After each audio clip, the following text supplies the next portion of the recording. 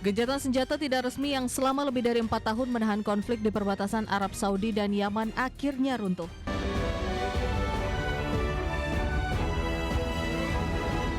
Kelompok Houthi meluncurkan serangan rudal ke wilayah Arab Saudi. Serangan tersebut memicu ancaman kembali meningkatnya konflik di perbatasan Arab Saudi.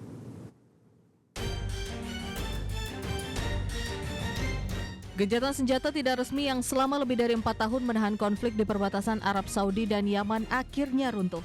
Hal itu terjadi usai kelompok Houthi yang didukung Iran kembali meluncurkan serangan rudal ke wilayah Arab Saudi. Houthi melancarkan serangan usai menuduh Arab Saudi membombardir bandara di Sana'a, Yaman yang dikuasai Houthi pada Senin kemarin.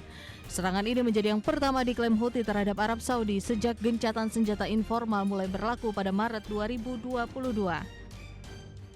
Juru bicara militer Houthi Yahya Saree mengatakan pihaknya sengaja menargetkan bandara internasional Aba di wilayah pegunungan selatan Arab Saudi yang berbatasan langsung dengan Yaman. Bandara tersebut berada di kawasan yang selama ini menjadi tujuan warga Saudi untuk menghindari cuaca panas musim panas. Serangan terbaru ini mengancam memicu kembali konflik di perbatasan selatan Arab Saudi setelah sebelumnya situasi keamanan di kerajaan relatif mereda pasca gencatan senjata Iran pada April lalu yang menghentikan serangan drone dan rudal terhadap wilayah timur Saudi serta Riyadh. Juru bicara koalisi militer pimpinan Arab Saudi di Yaman mengatakan sistem pertahanan udara kerajaan kembali mencegat rudal-rudal yang ditembakkan Houthi. Berbagai sumber IDX Channel.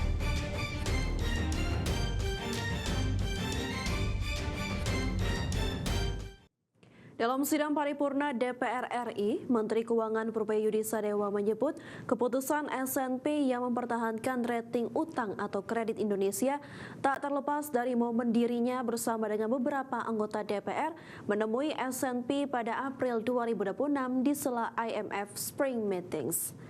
Menurut Purbaya, saat itu pemerintah dan DPR berhasil meyakinkan S&P dan investor-investor global bahwa pengelolaan fiskal pemerintah sangat baik dan berbeda dengan negara-negara lain. Purbaya menyebut dari hasil pertemuan tersebut, S&P melihat lembaga eksekutif dan legislatif Indonesia merupakan satu kesatuan yang utuh dalam mendorong kemakmuran rakyat Indonesia tanpa membuat undang-undang yang melanggar tatanan pemerintahan yang baik. Dengan penegasan tersebut, Purbaya mengklaim lembaga pemeringkat S&P menjadi yakin terhadap pengelolaan fiskal pemerintah hingga peringkat utang tetap dipertahankan sebagaimana selama ini. Keputusan tersebut juga menjadi sinyal positif bahwa kebijakan pemerintah masih mendapat kepercayaan pasar global di tengah lembaga pemeringkat lain yang justru menunjukkan atau menurunkan outlook Indonesia menjadi negatif.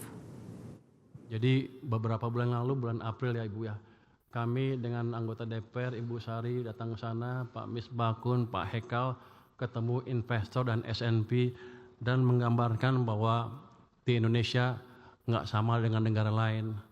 Kita, parlemen, DPR dengan pemerintah adalah satu kesatuan yang baik, sehingga mereka bisa melihat bahwa kebijakan kita adalah kebijakan yang utuh dan betul-betul bertujuan untuk memakmurkan rakyat tanpa melanggar undang-undang yang ada yang sudah dibuat oleh parlemen.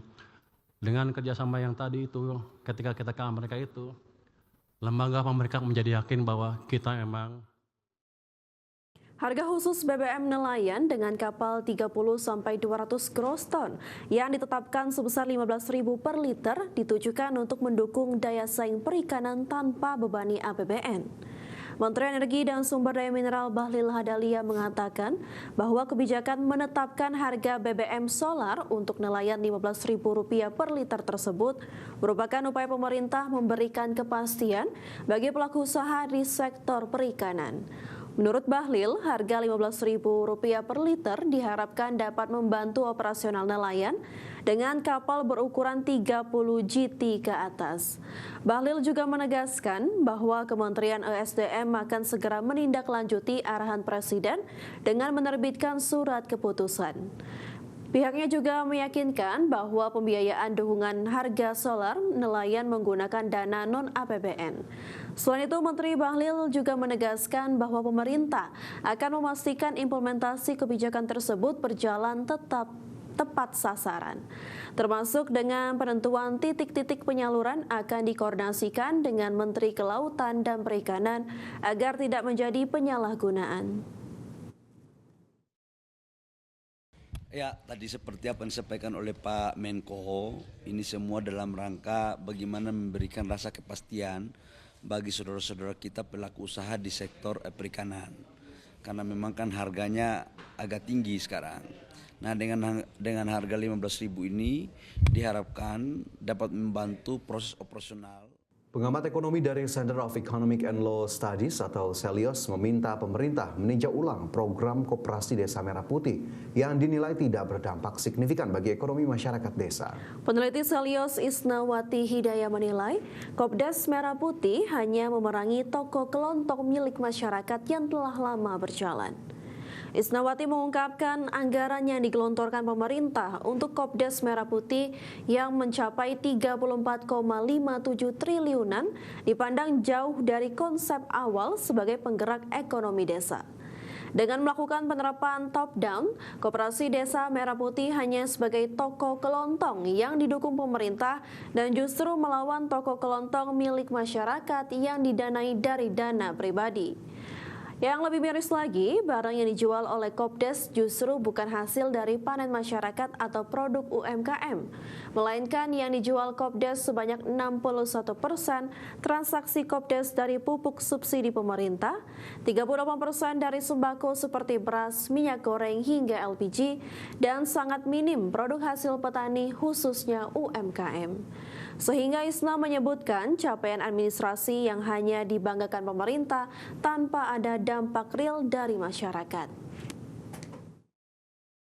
Awalnya itu janjinya koperasi ini bisa menjadi suatu hub di mana masyarakat itu bisa mendistribusikan hasil panen mereka, hasil produk lokal mereka, UMKM milik masyarakat, sehingga bisa tersalurkan ke pembeli tanpa melalui tengkulak seperti itu kan, dan menghindari permainan harga.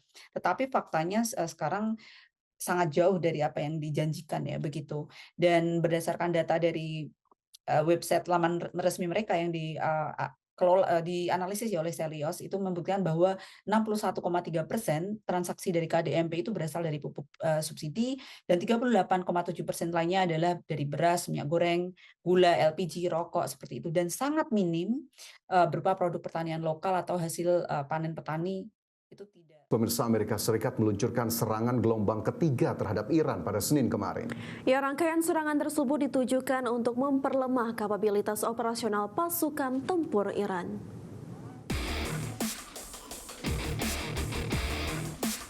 Komando Sentral Amerika Serikat atau CENTCOM pada Senin kemarin mengumumkan pasukan Amerika Serikat telah meluncurkan gelombang serangan ketiga secara berturut-turut terhadap Iran.